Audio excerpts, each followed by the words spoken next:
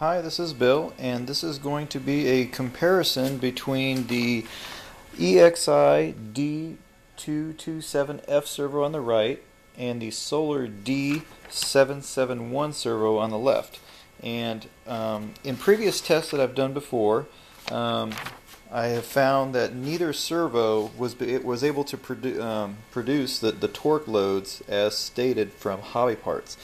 It's not clear to me how Hobby Parts is getting their specs on their servos and how they're listing them out, but what I've done is I've taken 96 inch ounces of torque from my own calculations, and neither servo was able to produce that level of torque under 6 volts BEC. So what I'm doing in my test here is I'm applying approximately 48 inch ounces of torque for this particular test.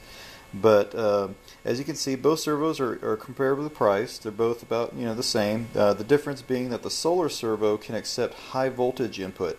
Now, when I did apply high voltage on the solar servo, I was able to provide torque loads that were actually faster than the Savox at the top.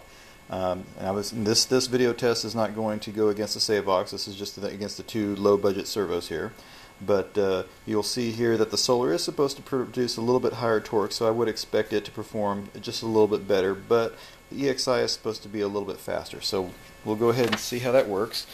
Like I said, both servos are hooked up to the same 6 volt BECs of two different identical speed controls. And then I've got a power analyzer here that lists how much current each servo is pulling. So before I begin with that, I'm going to go ahead and do a speed test.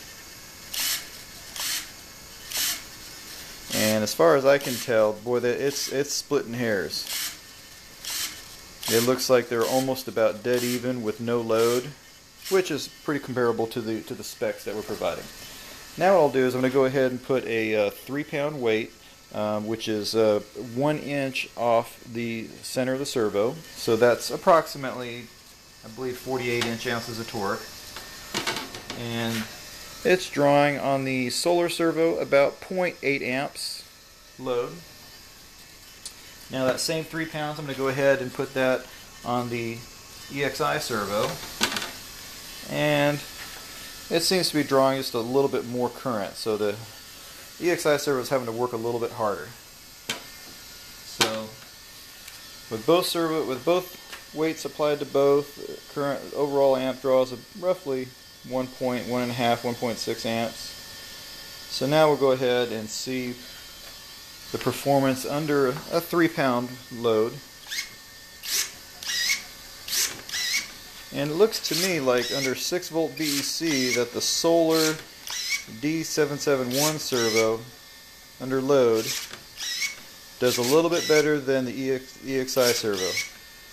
So if you're in the market for purchasing a low budget servo, it appears to me that for a couple dollars more, you're better off getting the solar D771 servo. It's going to perform faster under 6 volt, and it also has the option for high voltage. So that way you can get even better performance out of your solar servo, which kind of leaves the EXI servo behind for the price.